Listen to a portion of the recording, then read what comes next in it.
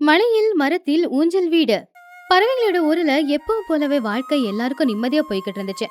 பறவைங்க எல்லாரும் நல்ல உயரமான மரத்துல அவங்களுக்கான கிடைச்ச விறகு, புல்லு, இலைங்களை வச்சு வீடுங்களை கட்டிக்கிட்டாங்க. ஒரு நாள் ராத்திரி நேரம் வானிலை பயங்கரமா மாற ஆரம்பிச்சுது. பயங்கரமான புயல் காத்தோட சேர்ந்து மழை கொட்டு கொட்டுன்னு கொட்ட ஆரம்பிச்சுது. இடி மின்னல் சத்தத்துல ஊரே ரொம்பவும் அதிர்ற மாதிரி ஒரு நிலைமையில இருந்துச்சு. பாவம் வீசின காத்துக்கு சிச்சு காக்காவோட வீட்டோட மேல் கூரை பறந்து போய் தூரமா விழுந்துச்சு. ராத்திரி முழுக்க சிச்சு சின்னும் 2 பேருமே மரத்துக்கு கீழே மழையில நனைஞ்சுக்கிட்டு குளிர்ல நடுங்கிக்கிட்டு நின்னுக்கிட்டு இருந்தாங்க. பாவம் ஒருத்தங்க கட்டி பிடிச்சுக்கிட்டு உசுர காப்பாத்திக்கிட்டாங்க. அடுத்த நாள் காலையில மழை நின்னுச்சு. பறவைங்க எல்லாரும் வீட்டை விட்டு வெளியில வந்து பார்த்தா சிச்சு காக்காவோட வீட்டோட நிலைமை மோசமா இருந்துச்சு. சிச்சு காக்காவும் சின்ன காக்காவும் ராத்திரி எல்லாம் நனைஞ்சுக்கிட்டே நின்னுக்கிட்டு இருந்திருக்காங்க. ஐயோ கடவுளே, ஏன்பா எங்களை இப்படி தண்டிக்கிற? நான் எவ்வளோ கஷ்டப்பட்டு என் பையனுக்காக கட்டின ஒரே ஒரு வீடு மழைக்கு இடிஞ்சு விழுந்து போச்சு. நேத்து நைட்டு முழுக்க நானும் என் பையனும் மழைக்கு நனைஞ்சு போயிட்டோம். நாங்க என்ன தப்பு பண்ணோன்னு இந்த மாதிரி எங்களுக்கு ஒரு தண்டனை? பாருங்க, எல்லாரும் என் கஷ்டத்தை பாருங்க.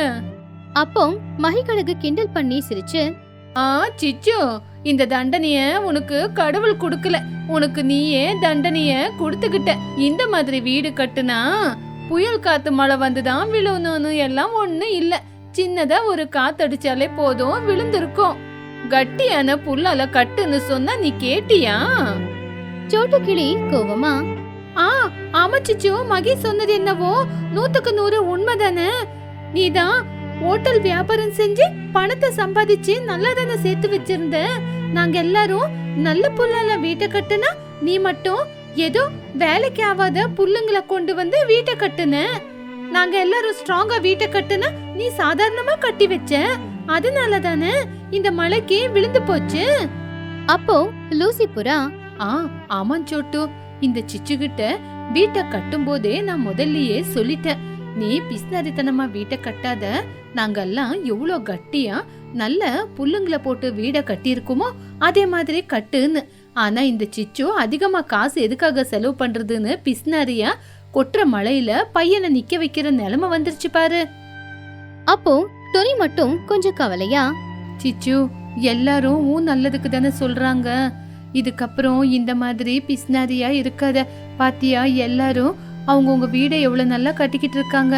இதுக்கப்புறமாவது காசு செலவாகுதுன்னு அதை பத்தி யோசிக்காம நல்ல புல்லால கொஞ்சம் காசு செலவு பண்ணி நல்லபடியா வீட்டை கட்டிக்கோ. அப்பதானே எல்லாரும் மாதிரி நீயும் நல்லா இருக்கலாம். சிச்சு எல்லாரும் பேசுறதை கேட்டு ரொம்பவுமே வருத்தப்பட்டா. துணி, நான் செஞ்ச தப்பு என்னன்னு நான் புரிஞ்சுக்கிட்டேன். இதுக்கப்புறமாவது நான் இந்த மாதிரி இருக்க மாட்டேன். என் பையனுக்காக நான் நல்லபடியா காசு செலவு பண்ணி வீட்டை கட்டிக்கிறேன். என் வீட்டை இழந்தது மட்டும் இல்லாம நீங்க எல்லாம் சிரிக்கிற மாதிரி நிலைமை ஆயிடுச்சு. சரி, நடந்தது என்னவோ நடந்து போச்சு. இதுக்கப்புறம் இப்படி இருக்காத. நிலைமை எப்ப என்ன ஆகும்னு தெரியல. நல்லபடியா வீட்டை கட்டிக்கோ. வா துணி, நம்ம கிளம்பல, வேலை இருக்கு. அப்படி பறவைங்க எல்லாரும் வார்த்தையால பேசி பேசி சிச்சுவோட மனசை காயப்படுத்தினாங்க. அவங்க எல்லாரும் போனதுக்கு அப்புறமா சிச்சு காக்கா குமரி குமரி அழுதுகிட்டு இருந்தா. இது எல்லாத்தையுமே தூரத்துல நின்னு துணியோட பொண்ணான புஜ்ஜியும் சோட்டுவோட பிள்ளையான பன்னவும் பாத்துக்கிட்டு இருந்தாங்க. சிச்சுவை பார்த்து அவங்களுக்கு கவலையாயிடுச்சு. அதனால அவளை சமாதானப்படுத்துறதுக்காகவே பன்னவும் புஜ்ஜியும் சிச்சு பக்கத்துல வந்து புஜ்ஜி குருவி சிச்சுவோட கைய பிடிச்சுக்கிட்டு, சிச்சு ஆண்டி, நீங்க கவலைப்படாதீங்க. எங்க அம்மா சோட்டு ஆண்டி எல்லாம் உங்களை திட்டல. நீங்க கஷ்டப்படுறீங்கன்னு அப்படி சொல்லிட்டு போறாங்க. நீங்க கவலைப்படாதீங்க. நடந்ததை எல்லாத்தையும் மறந்துருங்க. ஆமா ஆண்டி, எல்லாரும் உங்களை பிஸ்னரி அப்படின்னு தானே திட்டிட்டு போறாங்க. எல்லாரையும் விட நீங்களும் நல்லபடியா வீட்டை கட்டிக்குங்க. நீங்க நல்லபடியா வீட்டை கட்டிக்கிறதுக்கு எங்ககிட்ட ஒரு ஐடியா இருக்கு. அந்த ஐடியா படி நாங்க சொல்றோம், நீங்க அதே மாதிரி வீட்டை கட்டிக்குங்க ஆண்டி. அப்போ சிச்சு காக்கா அவ கண்ணீரை தொடச்சுக்கிட்டு, என்ன பசங்களா, நீங்க எனக்கு புத்தி சொல்ல போறீங்களா? சரி, நீங்க என்ன சொல்றீங்களோ அதை நான் கேட்டுக்கிறேன். நீங்களே சொல்லுங்க, எனக்கு என்ன போட்டு வீட்டை கட்டுறதுன்னு ஒண்ணுமே புரியல. ஆண்டி, நீங்க வீட்டை இனிமே புல்லால கட்டாதீங்க. எங்க டீச்சர் முந்தானேத்து பாடம் பண்ணும்போது ஒரு விஷயத்த சொன்னாங்க. எல்லா மனுஷங்க கூட பெரிய பெரிய பில்டிங் கட்டுறதுக்காக, அழகா தெரியறதுக்காக மூங்கில் கம்பங்களால தான் வீடு கட்டுறாங்களாம். நீங்க ஏன் அதாலேயே வீட்டை அழகா கட்டிக்க கூடாது? ஆண்டி, மூங்கில் எவ்வளவுதான் காத்தடிச்சாலும் உடையாது, கீழே சாயாது. ஏன்னா அது ரொம்பவே ஸ்ட்ராங்கா இருக்கும் ஆண்டி. ஆமா ஆண்டி, புஜ்ஜி சொன்ன மாதிரி பக்கத்துல இருக்கிற காட்டுக்கு போய் நல்லா இருக்கிற மூங்கில் கம்பங்களை கொண்டு வாங்க. அதால அழகா ஸ்ட்ராங்கா வீட்டை கட்டிக்குங்க. எவ்வளவு ஜோரா காத்து புயலோட மழை வந்தா கூட உங்க வீட்டை ஒண்ணுமே பண்ண முடியாது ஆண்டி. அப்போ சிச்சு காக்காவோட கண்ணுல கொஞ்சம் ஆசையும் தெரிஞ்சுது. புஜ்ஜி, உண்மையா புஜ்ஜி? மூங்கில் கொம்புங்க அவ்வளவு ஸ்ட்ராங்கா இருக்குமா? சரி, வயசுல நீங்க சின்னவங்களா இருந்தாலும் நல்ல ஐடியா தான் கொடுத்திருக்கீங்க. நான் இப்பவே காட்டுக்கு போய் மூங்கில் கம்புங்களை கொண்டு வந்து என் பையனுக்காக ஸ்ட்ராங்கா இருக்கிற வீட கட்டுறேன். நீங்க எனக்கு ரொம்ப உதவி செஞ்சிருக்கீங்க. உங்களுக்கு ரொம்ப நன்றி. நீங்க ரொம்ப புத்திசாலியான பசங்க. அப்படி சிச்சு காக்கா சின்ன காக்கா 2 பேரும் உடனே காட்டுக்கு போனாங்க. காட்டுல மூங்கில் மரங்கள் எங்க இருக்குன்னு பார்த்து அதை வெட்டி கம்புகளா மாத்தி அதை சுமந்துக்கிட்டு அவங்க வீட்டுக்கு அவங்க எடுத்துக்கிட்டு வந்தாங்க. பல நாட்கள் கஷ்டப்பட்டு மண்ணு மூங்கில் கொம்பு எல்லாத்தையுமே கலந்து நல்ல இறுக்கமா கட்டி அவங்க ஒரு அழகான மூங்கில் வீட்டை கட்டினாங்க. அந்த மூங்கில் வீடு பார்க்க மட்டும் அழகா இருக்குல்ல, ஒரு யானையே வந்து மோதினாலும் கூட எதுவுமே ஆகாத அளவுக்கு ரொம்ப ஸ்ட்ராங்கா அவங்க அந்த வீட்டை கட்டியிருந்தாங்க. ஒரு நாள் சின்ன காக்கா அவனுடைய வீட்டை பார்த்து ரொம்பவுமே சந்தோஷப்பட்டான். அம்மா, பாத்தீங்களா நம்ம வீடு பாக்குறதுக்கு எவ்வளவு அழகா ஸ்ட்ராங்கா எவ்வளவு நல்லா இருக்குன்னு. புஜ்ஜி பன்னு சொன்ன மாதிரி நம்ம மூங்கிலால வீட்டை கட்டிக்கிட்டோம். இனிமே எந்த மாதிரி காத்து மழை வந்தாலும் ஒன்னும் பண்ண முடியாது. சிச்சு காக்கா கொஞ்ச நேரம் யோசிச்சு பார்த்து, ஆமாண்டா பன்னு, நீ சொல்றதெல்லாம் உண்மைதான். இருந்தாலும் என் மனசுக்குள்ள ஏதோ ஒரு மூளையில ஒரு சின்ன சந்தேகம் வந்துகிட்டே இருக்குடா. சின்ன காக்கா ரொம்ப ஆச்சரியமா, சந்தேகமா? என்னமா ஆச்சு? எல்லாமே நல்லா தானே போகுது. ஒண்ணு இல்லடா சின்னு, நீ கொஞ்சம் லாஜிக்கா யோசிச்சு பாரு. இந்த வீடு என்னவோ பன்னு சின்னு சொன்ன மாதிரி ஸ்ட்ராங்கா தான் கட்டியிருக்கோம். நல்ல மூங்கிலால தான் கட்டியிருக்கோம். அதெல்லாம் சரிதான். சாதாரண மழை வந்தா இந்த வீடு ஒன்னும் ஆகாது, நம்மளுக்கும் எந்த பிரச்சனையும் வராது. ஆனா புயல் காத்து மழைன்னு வந்துச்சுன்னா நம்ம வீடை எங்க கட்டியிருக்கோம்? மரத்துல தானே கட்டியிருக்கோம். அந்த காத்துக்கு மரம் விழுந்தா மரத்தோட சேர்ந்து நம்ம வீடோட சேர்ந்து நம்மளும் விழுவோம்ல.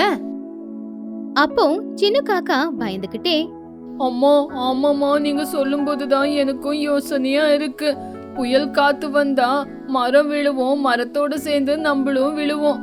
ஆனா இப்ப நம்ம என்னமா பண்றது? அப்போ சிச்சு காக்கா ரொம்ப உற்சாகமா, கவலைப்படாத சின்னு, உங்க அம்மாவோட மூளைக்கு ஒரு அற்புதமான யோசனை வந்திருக்கு. நம்ம மரத்து மேல வீட்டை கட்டினதுனால தானே இந்த வீடு காத்துக்கு விழுந்துரும் அப்படின்னு நம்மளுக்கு பயமா இருக்கு. இந்த வீட்டை நம்ம 2 மரங்களுக்கு நடுவுல ஊஞ்சல் மாதிரி கட்டணும். அப்படின்னா என்னதான் காத்தடிச்சாலும் நம்ம வீடு காத்துக்கு அந்த பக்கம் இந்த பக்கம் ஆடுமே தவிர எந்த காரணத்து கொண்டும் கீழேயே விழுகாது. நம்மளும் நல்ல தைரியமா வீட்டுக்குள்ள இருக்கலாம். அப்போ சின்ன காக்கா சந்தோஷமா, வாவ் அம்மா, நீங்க ஜீனியஸ். எவ்வளவு நல்லா யோசிக்கிறீங்க. வாங்க வாங்க, போய் ஆக வேண்டிய வேலையை பார்க்கலாம். 2 பேருமே மறுபடியும் காட்டுக்கு போய் அங்க கிடைக்கிற பலமான கொடிகளையும் விழுதுகளையும் எடுத்துக்கிட்டு வந்தாங்க. அதை வச்சு அவங்க வீட்டோட 4 மூலையிலயுமே அந்த விழுதுகளை கட்டி அந்த மரத்திலேயே ரொம்பவும் ஸ்ட்ராங்கா இருக்கிற ஒரு கிளையில அந்த வீட்டை கட்டி வச்சுட்டாங்க. இப்போ மரத்துல வவ்வாலு தொங்குற மாதிரி தான் இருந்துச்சு அந்த வீடு. இல்ல காத்துல மிதக்கிற ஒரு அழகான கூடு மாதிரி. இந்த வேலையெல்லாம் செஞ்சு முடிக்கிறதுக்குள்ள ராத்திரி நேரம் ஆச்சு. சின்னவும் சிச்சுவும் சந்தோஷமா படுத்து தூங்குனாங்க. அடுத்த நாள் காலையில மத்த பறவைங்க எல்லாரும் எழுந்திருச்சு சாப்பாடு தேடி காட்டுக்குள்ள போற நேரத்துல வழியில இருக்கிற சிச்சு காக்காவோட வீட்டை பார்த்தாங்க. சிச்சு காக்காவோட வீடு கைத்துல தொங்கிக்கிட்டு இருந்துச்சு. அத பார்த்து அவங்க எல்லாருக்குமே ரொம்ப ஆச்சரியமா இருந்துச்சு. அப்ப எல்லாரும் அத பார்த்து ரொம்பவும் கிண்டலா சிரிச்சு, துணி, என்ன சிச்சுவுக்கு புத்தியே இல்லையா? வீட்டை மரத்துல தொங்குற மாதிரி கட்டி இருக்கா. இது காத்துக்கு விழுந்துராதா? அப்போ சோட்டுக்கிளி சிரிச்சுக்கிட்டே, ஆமா மகி, நீங்க சொன்ன மாதிரி நம்ம சிச்சுவுக்கு மூளையே இல்ல. வீட்டை மூங்கிலால கட்டிக்கோன்னு சொன்னா கட்டிக்கிட்டு இருக்கா. ஆனா ஊஞ்சல் மாதிரி தொங்க விட்டு இருக்கா என்ன இவ? அப்போ லூசி கிண்டலா, என்னடி சிச்சு, வாஸ்துக்காரங்களை எங்கேயாவது போய் பார்த்துட்டு வந்தியா? மரத்துல வீட்டை கட்டிக்கவேன்னு பார்த்தா ஊஞ்சல் மாதிரி வீட்டை கட்டி இருக்க. அது காத்துல ஆடும்போது உனக்கு தலை ஒண்ணும் சுத்த மாட்டேங்குதா? என்ன சிச்சு எல்லாரும் சொல்ற மாதிரி என்ன நீ இப்படி வீட்டை கட்டியிருக்க? மரத்துல வீட்டை கட்டிக்குவேன்னு பார்த்தா ஊஞ்சல் மாதிரி வீடை கட்டியிருக்க. காத்துல வீடு அந்த பக்கம் இந்த பக்கம் அசையும் போது நீங்க கீழே விழுவ மாட்டீங்களா? அதெல்லாம் எடுத்துட்டு ஒழுங்கா மரத்து மேல அழகா வீட்டை கட்டிக்கோ. அப்போ சிச்சு காக்கா ரொம்பவும் தைரியமா, சிரிக்கிறீங்களா? சிரிங்க சிரிங்க, நல்லா சிரிங்க. என் வீட்டை பார்த்து பைத்தியக்காரத்தனம் அப்படின்னு தானே யோசிச்சு சிரிக்கிறீங்க. ஆனா யோசிங்க, உங்களை விட ஒரு அடி எப்பவுமே நான் முன்னாடிதான் வச்சிருப்பேன். மரத்து மேல வீட்டை கட்டிக்கிட்டா காத்து வந்து மரமோட சேர்ந்து வீடும் கீழே விழுந்துரும் அப்படின்னு தான் இந்த மாதிரி ஊஞ்சல் மாதிரி வீட்டை கட்டியிருக்கேன். காத்தடிச்சா ஊஞ்சல் மாதிரி அந்த பக்கம் இந்த பக்கம் ஆடுமே தவிர வீட்டுக்கு எந்த பிரச்சனையும் வராது. ஒரு நாள் இல்ல ஒரு நாள் நீங்க கண்டிப்பா இங்க வருவீங்க. பறவைங்க எல்லாருமே சிச்சு சொன்னத இது பைத்தியக்காரத்தனம் அப்படின்னு நினைச்சுக்கிட்டு இருந்தாங்க. அவங்க பாட்டுக்கு அவங்க வேலையை பார்க்க போயிட்டாங்க. ஆனா நாட்களும் போச்சு. சிச்சு காக்காவும் சின்ன காக்காவும் அதே ஊஞ்சல் வீட்டுல தான் வாழ்ந்துகிட்டு இருந்தாங்க. இப்படி இருக்கும்போது ஒரு நாள் ராத்திரி நேரம் பயங்கரமா காத்து வீச ஆரம்பிச்சது. இடி சத்தம் ஆகாயம் முழுக்க எதிரொலிச்சுக்கிட்டு இருந்துச்சு. மின்னலோட வெளிச்சம் கண்ணுல பட்டா கண்ணு எங்க போயிடுமோங்கிற அளவுக்கு இருந்துச்சு. இது வரைக்கும் பறவைகளோட ஊர்ல இப்படிப்பட்ட ஒரு காத்து மழை வந்ததே இல்லை. இந்த தடவை அந்த அளவுக்கு பயங்கரமா இருந்துச்சு. ஆகாயத்துல இருக்கிற திரையே கிழிஞ்ச மாதிரி மொத்தமா தண்ணி கொட்டு கொட்டுன்னு கொத்திக்கிட்டு இருந்துச்சு. பாவம் பறவைங்க எல்லாருமே அந்த மழைய பார்த்து பயப்பட ஆரம்பிச்சிட்டாங்க. ஐயோ, யாராவது எங்களை காப்பாத்துங்க, எங்க வீடு விழுவுற மாதிரி இருக்கு. புஜ்ஜி அம்மா கைய கட்டியே புடிச்சுக்கம்மா, நம்ம வீடு விழுவ போகுது, நம்ம பறந்துடலாம். சோட்டு கிளி பன்னு கிளி 2 பேரும் மழையில நடிச்சுக்கிட்டு, பன்னு அடிச்ச காத்துக்கு நம்ம வீடெல்லாம் கீழே விழுந்துருச்சுடா, நம்மளும் கீழே விழுந்துட்டோம். அம்மா கைய பலமா புடிச்சுக்கோ, காத்துக்கு நம்ம பறந்துருவோம். மஹி பறக்க முடியாம அந்த காத்துக்கு கீழே விழுந்து, இந்த காத்துக்கு என்னோட வீடு விழுந்து போச்சு, என்னாலையும் காத்துக்கு பறக்க முடியல. இந்த மாதிரி ஒரு காத்து என் வாழ்க்கையில பார்த்ததில்லை. நம்ம ஊருக்குள்ள எந்த பறவையும் உயிரோட இருக்க முடியாது. அப்போ லூசி, இப்ப நம்மள யாரு காப்பாத்த போறாங்க? எல்லாமே நாசமா போயிடுச்சு. அந்த பயங்கரமான இருட்டுல காத்து மழையில எல்லாருடைய பார்வையும் ஒரே ஒரு வீட்டு மேலதான் போச்சு. அடிக்கிற காத்து மழைக்கு எல்லாருடைய வீடும் இடிஞ்சு விழுந்துச்சு, பறந்து போச்சு. ஆனா நம்ம சிச்சு காக்கா கட்டிருக்கிற அந்த ஊஞ்சல் வீடு மட்டும் அப்படியே ஸ்ட்ராங்கா இருந்துச்சு. என்னதான் காத்து அடிச்சாலும் மழை அடிச்சாலும் அங்க எதுவுமே நடக்கல. வீட்டுக்குள்ள சிச்சு சின்னும் 2 பேருமே ரொம்ப நிம்மதியா தான் உட்காந்துக்கிட்டு இருந்தாங்க. அவங்க 2 பேரும் இருக்கிற அந்த வீட்டுக்கு மட்டும் எதுவுமே ஆகல. இத பார்த்து மஹிகளுக்கு ரொம்பவும் ஆச்சரியப்பட்டுச்சு. அங்க பாருங்க, சிச்சுவோட வீடு அவ்வளோ புயல் காத்து அடிச்சா கூட அசையாம எவ்வளோ நல்லா நிக்குது. சிச்சு சொன்ன டெக்னிக்கு உண்மைதான். பாருங்க, அந்த காத்துல வீடை அப்படி கட்டியிருக்கிறதுனால தான் அந்த வீடே பலமா இருக்கு. சரி வாங்க, நம்ம சிச்சுவோட வீட்டுக்கு போகலாம். பறவைங்க எல்லாருமே அவங்கவுங்க குழந்தைங்கள அவங்க ரெக்கைக்கு கீழே ஒளிச்சு வச்சுக்கிட்டு பத்திரமா சிச்சு காக்காவோட வீட்டுக்கு அந்த காத்து மழையில நடந்து போனாங்க. எல்லாரும் சிச்சுவோட வீட்டு வாசல்ல நின்னுக்கிட்டு சிச்சுவோட வீட்டு கதவை தட்டி அவளை கூப்பிட்டாங்க. சிச்சு சிச்சு, கதவை திறடி, அடிச்ச மழைக்கு எங்க வீடெல்லாம் அடிச்சுக்கிட்டு போயிடுச்சு. எங்க பசங்க குளிருக்கு நடுங்குறாங்க, கதவை திறடி. சிச்சு காக்கா கதவை திறந்துக்கிட்டு வெளியில வந்தா. வெளியில மழையில நனைஞ்சுக்கிட்டு குளிர்ல நடுங்கிக்கிட்டு பறவைங்க எல்லாருமே நின்னுக்கிட்டு இருக்கிறத பார்த்து அவளுக்கு என்னவோ ஆயிடுச்சு. அப்ப அவ எல்லாரையுமே பார்த்து, ஐயோ சோட்டு, துணி, மகி, என்ன ஆச்சு? ஏன் மழையில நனையறீங்க? சரி சரி, முதல்ல வீட்டுக்குள்ள வாங்க, மழை வேற அடிக்குது. பறவைங்க எல்லாருமே அவங்க உயிரை காப்பாத்திக்கிட்டு வேக வேகமா சிச்சு காக்காவோட வீட்டுக்குள்ள வந்தாங்க. ஆனா அங்க அதிசயம் என்னன்னா, வெளியில காத்து மழை அப்படி அடிக்குது. ஆனா அந்த காத்து மழைக்கு அந்த வீடு ஊஞ்சல்ல இருக்கிற மாதிரி அப்படியே மெதுவா அசையுதே ஒழிய உள்ள இருக்கிறவங்களுக்கு எந்த பிரச்சனையும் வரல. உள்ள அந்த சில்லுன்னு இருக்கிற காத்தும் வீசல, மழை தண்ணியும் வரல. சொல்லப்போனா கதகதப்பாவும் இருந்துச்சு. அத அவங்களால ஜீர்ணிச்சுக்கவே முடியல. அட என்ன சிச்சு, வெளிய புயல் காத்து மழை வரும்போது இந்த வீட்டுக்குள்ள மட்டும் நல்ல சூடா எதமா இருக்கு. வீடே விழுவுற மாதிரியே தெரியல. ஊஞ்சல்ல அந்த பக்கம் இந்த பக்கம் அசையும் போது நிம்மதியா தூங்கலாமான்னு தோணுதே. துணி சிச்சு காக்காவோட கைய பிடிச்சுக்கிட்டு, சிச்சு, அன்னைக்கு உன்னோட வீட்டை பார்த்து நாங்க எல்லாருமே இவ என்ன பைத்தியக்காரி மாதிரி ஊஞ்சல் மாதிரி வீட்டை கட்டியிருக்கா அப்படின்னு எல்லாரும் உன்னை ரொம்ப கேவலப்படுத்தி அசிங்கப்படுத்தி பேசணும். ஆனா உண்மையிலேயே நீ பெரிய இன்ஜினியர்.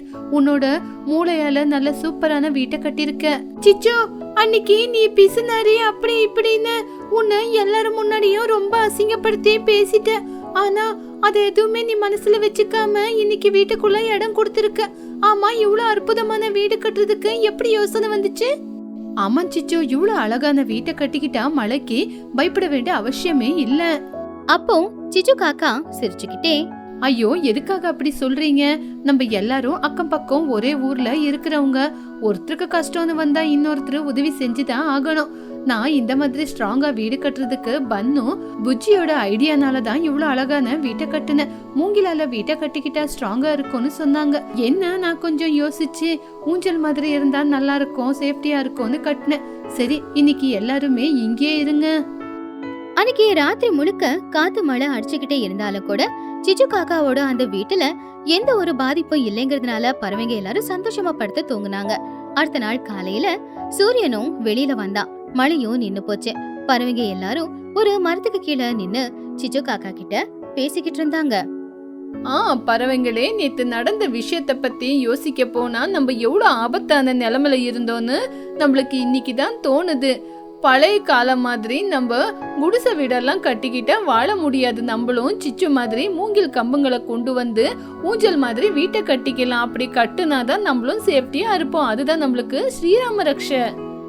சரி மகி, சிச்சு நாங்களும் உன்ன மாதிரி மூங்கிலால வீட்டை கட்டுறோம். எங்களுக்கு எப்படி கட்டுறதுன்னு சொல்லி கொடு. அப்போ சிச்சு காக்கா சிரிச்சுக்கிட்டே, சரி துணி, சரி எல்லாரும் வாங்க, நம்ம ஊரை ஸ்ட்ராங்கா நல்ல திருடமா கட்டலாம். அப்படியே அன்னையில இருந்து அந்த ஊர்ல இருக்கிற பறவைங்க எல்லாருமே சிச்சு காக்கா மாதிரியே மூங்கில் கொம்புகளை எடுத்துட்டு வந்து ஒவ்வொரு மரத்தோட கிளையிலையும் ஊஞ்சல் மாதிரி மூங்கில் வீட்டை கட்டிக்கிட்டாங்க.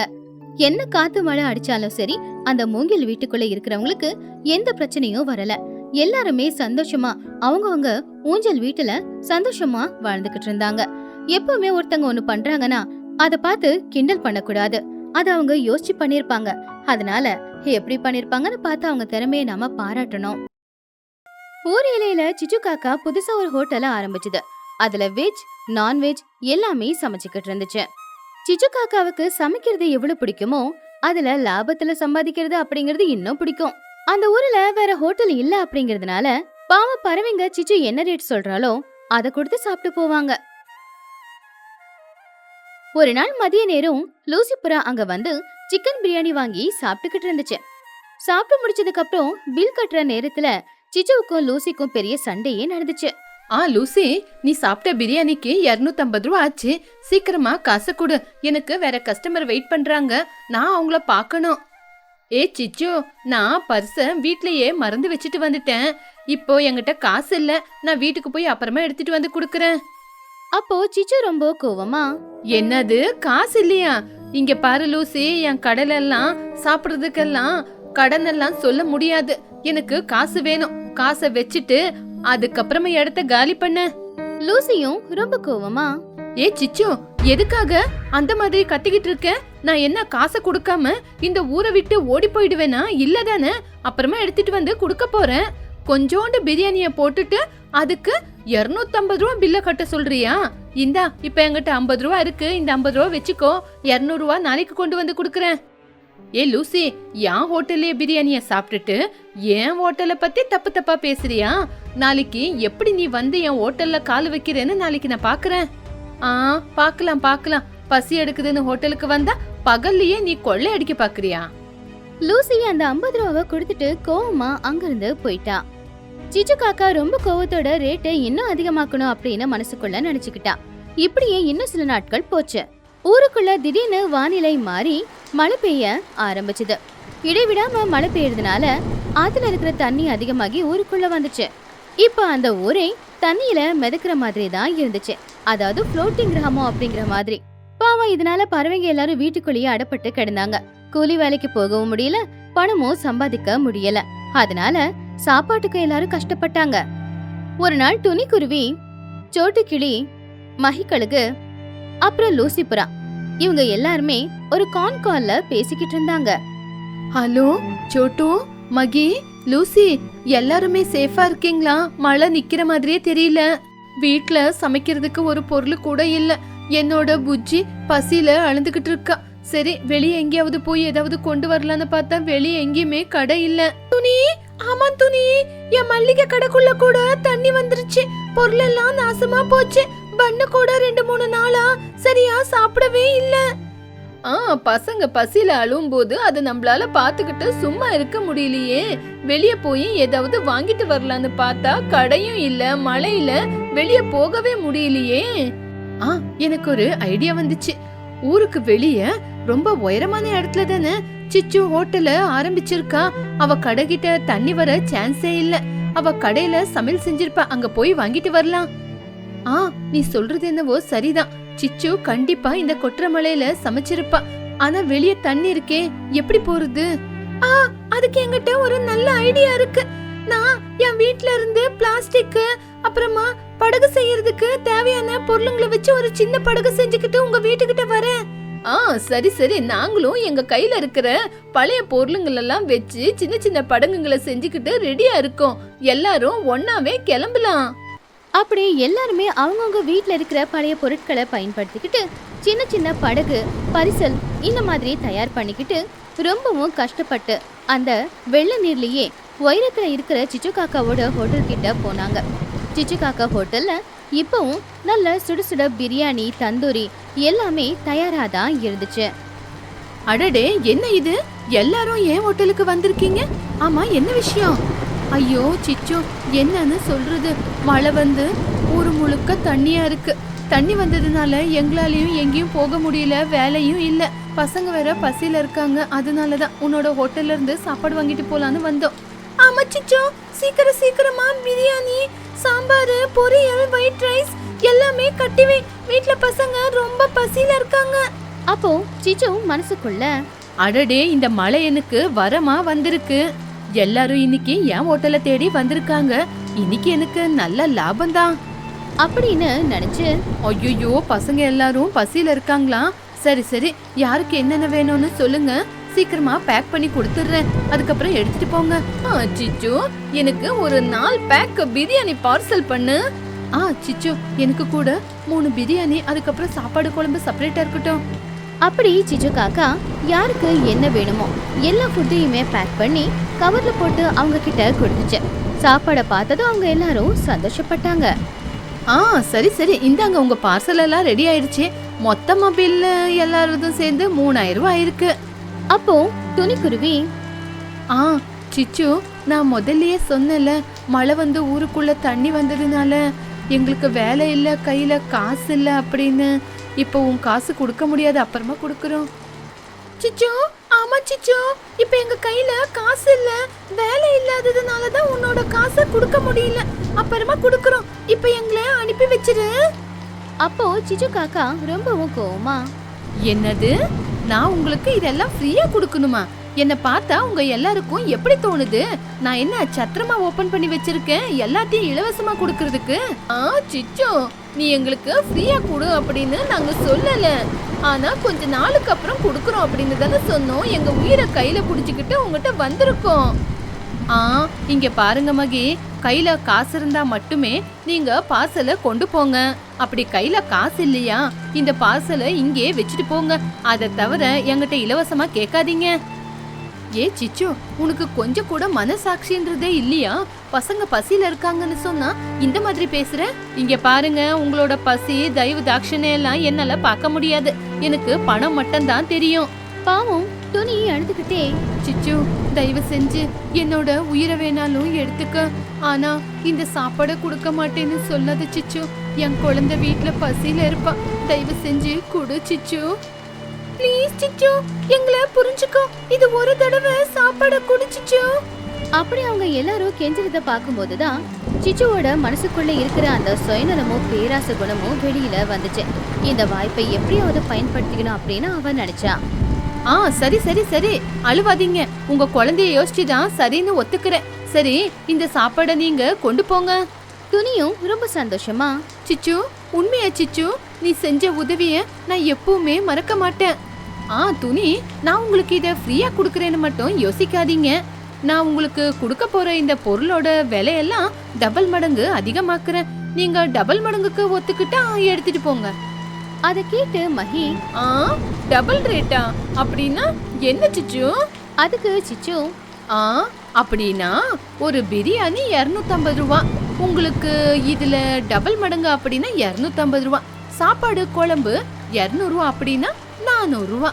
உங்களுக்கு இஷ்டம் இருந்தா எடுத்துட்டு போங்க, இல்லனா இங்கே வச்சுட்டு போங்க. சோட்டு கவலையா, சிச்சு நீ இப்படி பண்றது நல்லதில்ல, ரொம்ப அநியாயம். சாப்பாடுன்னு பசியில வந்தா அதுக்கு டபுள் ரேட் சொல்றியா? நீ பண்றது பெரிய மகா பாவம். எந்த பாவ புண்ணியத்தை எல்லாம் என்னால பார்க்க முடியாது. எனக்கு தெரிஞ்சதெல்லாம் பணம் பணம் பணம் பணம் மட்டும்தான். உங்களுக்கு தேவைன்னா சாப்பாட கொண்டு போங்க, அப்படி தேவையில்லையா அப்படியே வச்சுட்டு போங்க. இதுல எந்த பாவ புண்ணியமும் நான் பார்க்க மாட்டேன்.